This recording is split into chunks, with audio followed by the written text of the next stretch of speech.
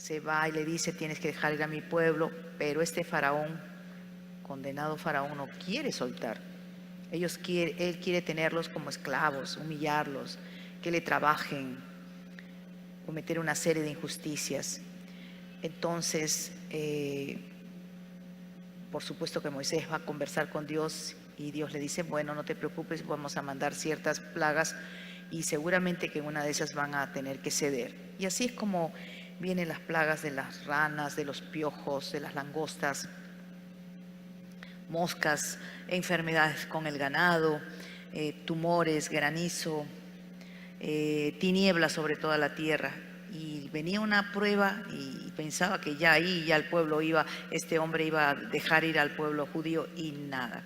Y venía otra prueba, otra peste, y nada. Y así venía hasta que ya, bueno, dijo Dios: aquí lo que cabe es la muerte de todos los primogénitos de los egipcios.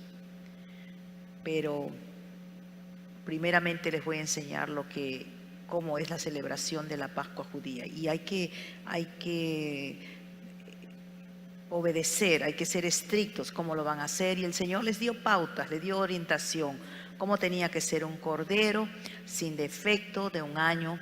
Ustedes saben que todo lo que se enseña en el Antiguo Testamento es sombra para el Nuevo Testamento. Y en este caso la sombra que se hace, la tipología que se hace, es para referirnos a Jesucristo, el Cordero de Dios.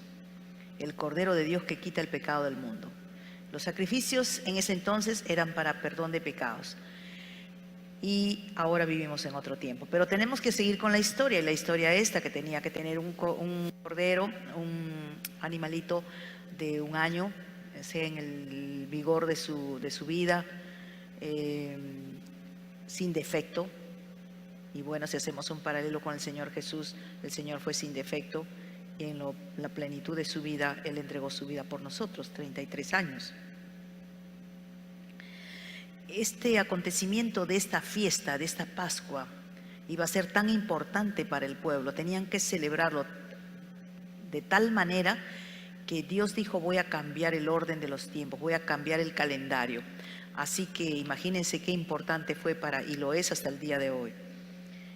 Entonces las familias siguieron ese protocolo, escogieron ese cabrito, tipología de Cristo. Tenían que unirse entre las familias. Por ejemplo, si había una familia de 2 o 3 personas, se unía con otra de 2 o 3 personas y podían comprar y complementar y consumir también ese animal. ¿Qué más? Tenían que guardarse ese cordero por 4 días previos, y esos son los días previos que, si se saca exactamente, es desde antes de que el Señor entrara a Jerusalén hasta el día que el Señor resucitó. Pasaron también 4 días antes.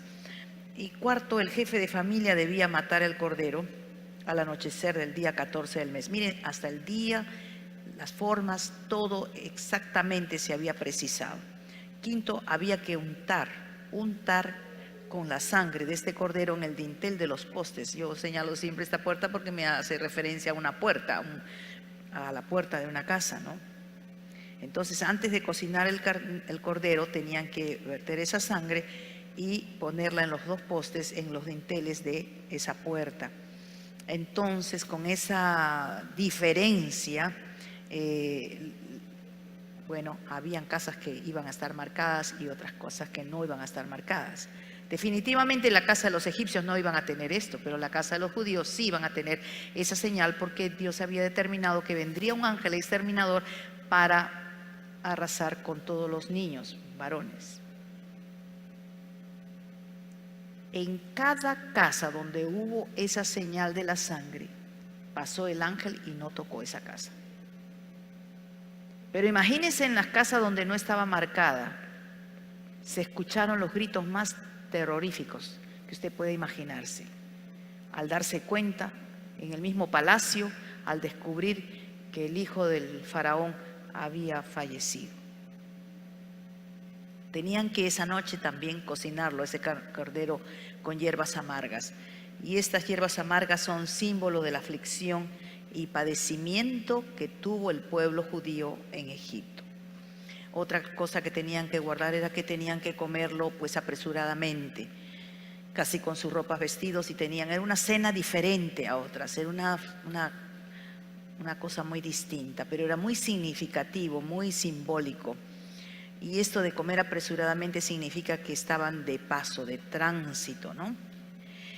Y bueno, y en el verso 13 del capítulo 12, si me acompañan, vamos a ver ahí la promesa, que ahí quiero que nos centremos. Ya conocemos un poco la historia de la Pascua, esa Pascua judía, y ahora vamos a ver el versículo 13, que es una promesa para el día de hoy también.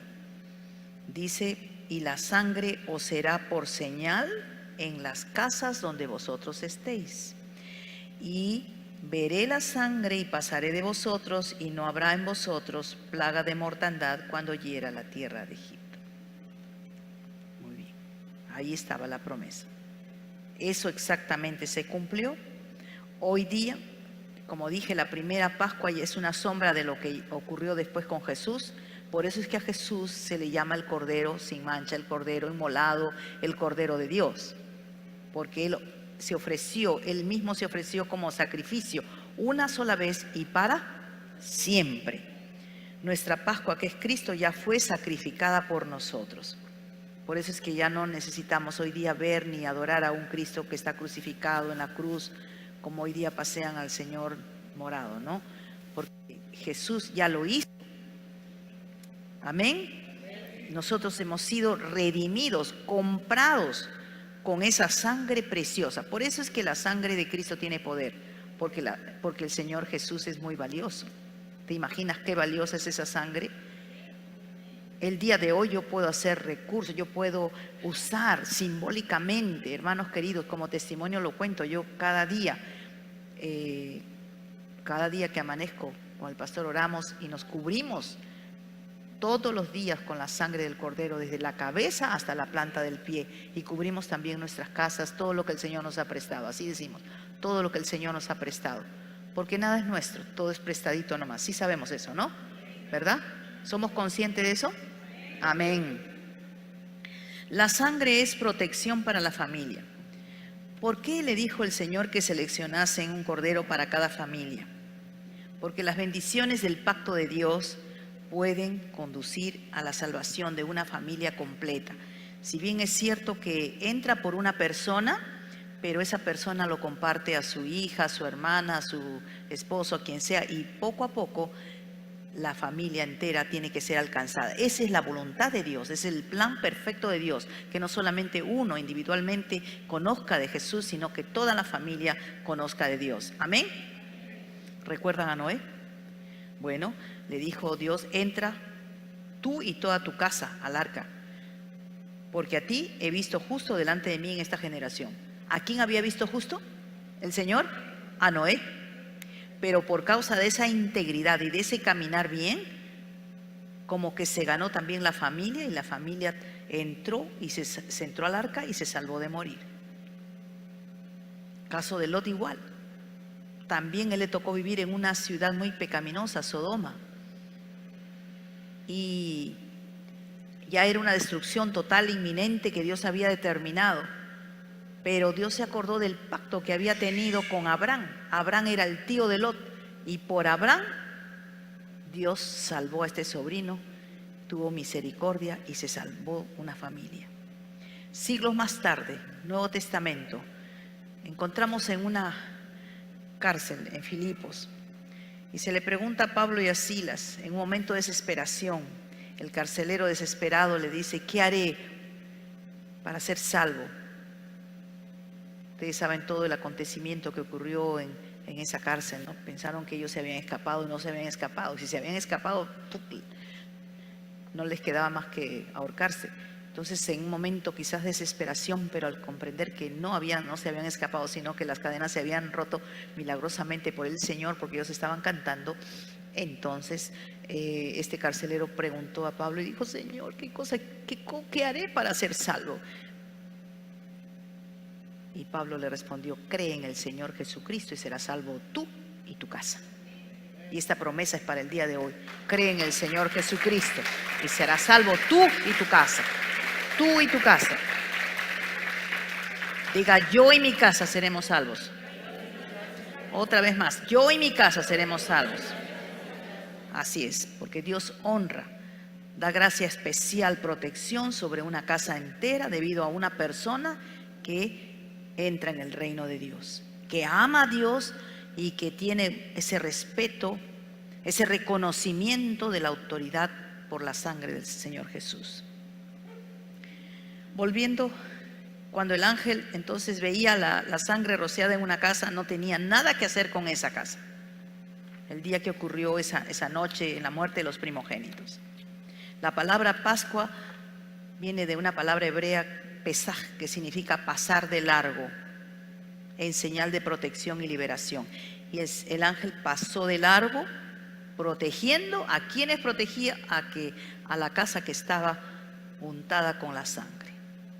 Y no destruyó, en esa casa no hubo ninguna muerte de ningún primogénito. Hoy día Cristo es nuestra Pascua. Necesitamos tener esa convicción y no tenemos que avergonzarnos. Que sepan que Jesús es mi Redentor. Él derramó su sangre por mí. Y cuando yo le hago mi Señor, mi Salvador, soy su hija, me constituyo en su hija. Y cuando soy su hija tengo permiso de usar su nombre, el nombre de Jesús, y tengo permiso de usar esa sangre. Amén. Así que imagínate si los demonios tiemblan ante la sangre.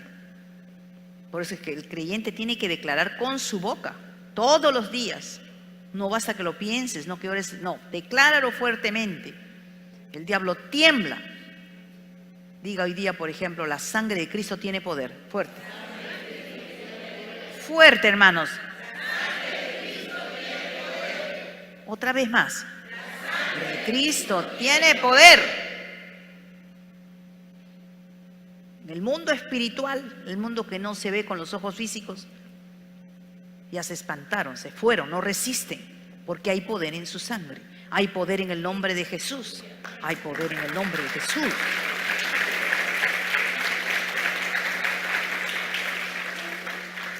Cuando usted le pide al Señor que cubra a su familia con la sangre de Jesús, Dios construye un cerco de protección invisible al ojo humano, alrededor de su vida, de su persona, alrededor de su casa.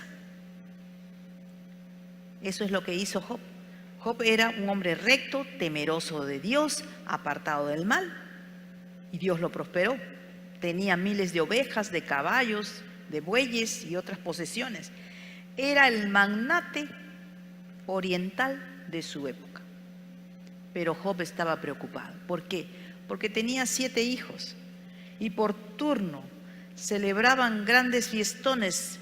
Entonces él sentía en su corazón que estos muchachos no estaban haciendo del todo bien, se estaban desviando, se estaban apartando, y él ofrecía sacrificio por cada uno de sus hijos. De esta manera también, al hacer esos sacrificios, estaba haciendo derramamiento de sangre. ¿Se dan cuenta que mediante la oración la sangre puede aplicarse a nuestra familia? Y cuando hacemos eso, Dios va a honrar nuestra fe, Dios va a honrar tu fe, porque al hacer esto, al creerlo y al practicarlo, tú estás demostrando que tienes fe, estás creyendo. Job cubría a su familia con su sangre, y ahora nosotros tenemos un mejor sacrificio. Este sacrificio está ya dado por Jesús, su sangre ya fue vertida, ya fue derramada. Esto no es solamente para recordar en Semana Santa. Y es por fe que yo me apropio, no es por magia, no es por superstición, no. Satanás y sus plagas, sus demonios, sus ejércitos, como son imitadores de las cosas de Dios, también quieren usar la sangre como sacrificio, como para imitar las cosas de Dios. Y ellos se deleitan mucho, por eso es que nosotros no celebramos Halloween, porque sabemos el trasfondo satánico que existe. A ellos les gusta que haya muerte, que haya derramamiento de sangre, que los jovencitos, que los niños, que los adolescentes mueran.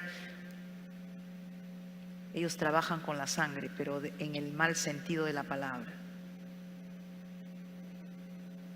Yo no oro al Señor pidiéndole que me proteja con su sangre porque me hayan obligado, porque se me ha hecho una rutina y es una costumbre. No, yo lo hago porque yo le amo al Señor. Y porque le amo, entiendo que el Señor ha dejado recursos para nosotros. Es como la oración. Hemos tenido una linda vigilia. Hemos tenido un tiempo. Dios pone recursos, la oración, la alabanza, la guerra, la danza. Son recursos que Dios deja a nosotros para poder batallar con el adversario. No nos deja solos. Y otro de los recursos fuertes es el poder de la sangre del Señor Jesús. Antes de salir a trabajar, antes de cualquier cosa, tenemos que orar, hermanos queridos, y cubrirnos totalmente. Yo no sé si exagero, yo prefiero pecar por exagerada, pero yo me cubro desde la cabeza hasta la planta del pie y me cubro así, cuerpo, alma y mi espíritu. O sea, totalmente, toda la persona, entera. Que nada se me escape, porque si lo dejo ahí suelta en el alma, la dejo un poco libre y las emociones están libres y no están cubiertas, pienso que puedo fallarle al Señor de alguna manera. Entonces, para evitar eso, totalmente. ¿Qué quiere decir cubierto con la sangre? Quiere decir que nos apropiamos de todos los beneficios de la cruz de Jesús. Primeramente, protección. Acceso a Él. Yo tengo acceso a su presencia, estoy cubierta, estoy protegida. Él me hace un cerco muy hermoso. Estamos con el Señor, tú con el Señor, yo con el Señor. Tenemos, ¿qué más? Seguridad, redención. Tú tienes que saber que eres un redimido, un salvado por Jesús. Qué triste cuando pasan a la otra vida y tienen dudas, no saben si son o no son. Qué triste cuando no saben. Qué triste, ya pasé como 2 o 3 meses que falleció un joven, que su madre no sabía si se había quedado por ahí, había muerto malamente y no se sabía. Que es esperación, pero cuando uno entiende y es renacido por Jesús, sabe que tenemos redención, que somos reconciliados con el Señor. Amén. Usted tiene que tener seguridad de su salvación. Seguro estoy que soy salva. Segura estoy que soy salva. Tengo limpieza, porque la sangre también limpia. Puedo haberle fallado al Señor de una u otra manera, pero la sangre, si le pido de corazón, el Señor me limpiará y me limpiará. Amén. Y al estar limpia, tengo santificación. Y al haber santificación, va a venir bendición, porque el Señor va a bendecir a la persona que está santificada. Vamos a habitar en la presencia de Dios, como hemos cantado, en la presencia de Dios. Nada más hermosos, no solamente al momento de cantar, sino saber que tú estás en cualquier momento, de repente rumbo a tu casa, pero estás en la presencia, constante presencia de Dios. Y como consecuencia tienes victoria de Dios. Viene una dificultad, viene un problema, tú sabes quién te da la victoria. Tú sabes que eres un victorioso. Amén.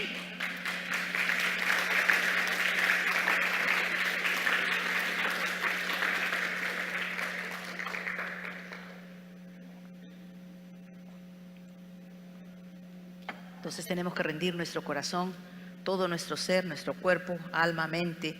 Yo digo cuerpo, alma y espíritu, ahí está incluido todo. ¿Ven? Y este es el resultado de una relación que Él tiene conmigo a través del pacto de sangre. Ese pacto, como siempre les he enseñado, ese pacto tiene que estar vigente, como un contrato. No un contrato obsoleto, viejo, que no tiene, no. El de nosotros no tiene caducidad. Es un pacto vigente, un contrato continuo. Si yo me aparto y me alejo, sí, por supuesto, pero eso no vamos a hacer, porque amamos mucho más al Señor, ¿verdad? La sangre no te va a cubrir automáticamente. Dios no va a estirar su brazo, ¿no?, desde el cielo y va a poner una marca en la puerta de tu casa. Él lo enseñó, Él dio una cátedra para todas las generaciones que iban a venir después de ese tiempo. Usted tiene que pedirle su protección. Cada día nosotros tenemos que pedirle esa protección. Y el Señor suple, pero nosotros aplicamos mediante nuestra oración. Tú y yo tenemos que ser gente de oración. El maligno sabe que la sangre de Cristo tiene poder. Y cuando usted se encuentre en peligro, diga: aplico la sangre del Cordero, aplico la sangre de Jesucristo. y todo plan se tiene que disolver en el nombre poderoso de Jesús de Nazaret.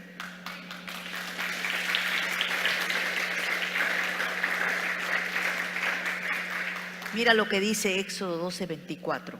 Por estatuto para vosotros y para vuestros hijos para siempre.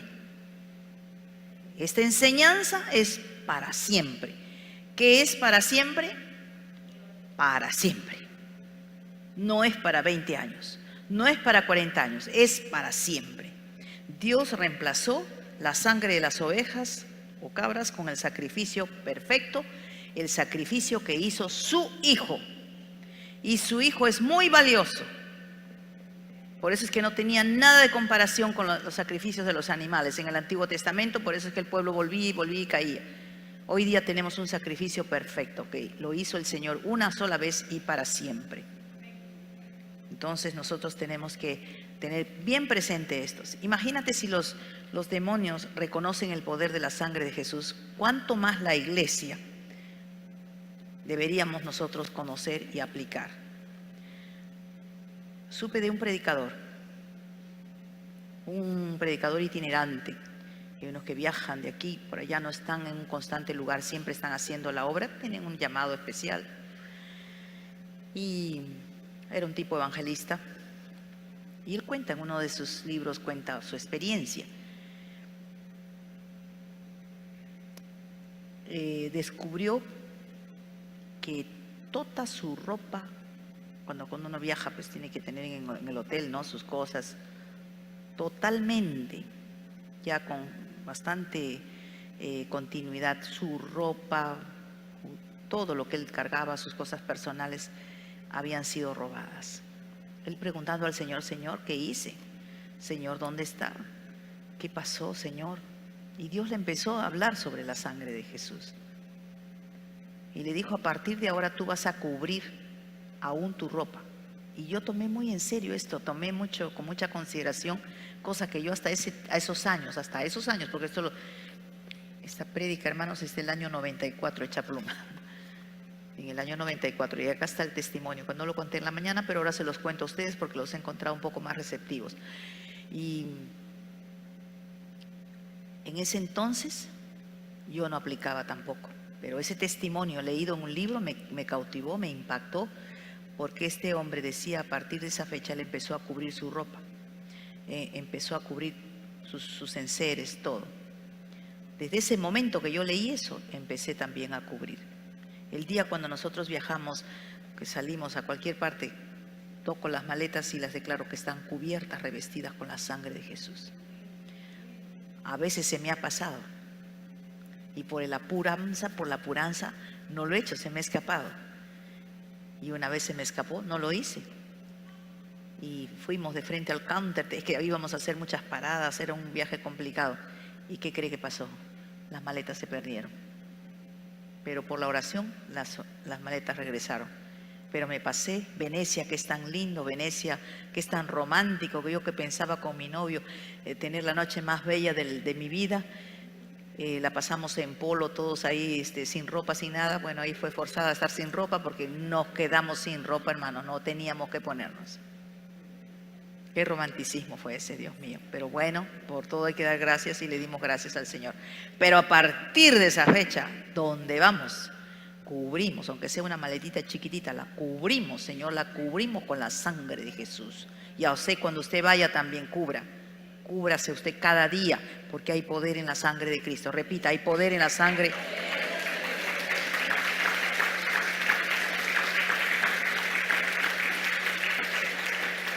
Tenemos redención por su sangre, el perdón de pecados según la riqueza de su gracia. Eso está en Efesios 1:7. Los que toman nota, escríbalo. Es un texto que te va a afirmar. Tenemos redención por su sangre. Y a veces la gente no se convierte porque no entiende bien lo de la sangre. El perdón de pecados según las riquezas de su gracia. Y hoy día vamos a cubrir a toda la iglesia en oración.